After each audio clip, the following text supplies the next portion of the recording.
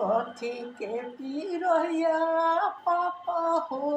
बैठल बानी दिया दान करत बानी हो धिया दान करत बानी हो आम के पिरैया बेटी हो बैठ बानी तोहरा के दान करत बानी हो तोहरा के दान करत बानी कथी के करजबा पापा हो बनौले बार हमरा के दान करत बार हो हमरा के दान करत काठ के करजबा बेटी हो बनौले बानी तोहरा के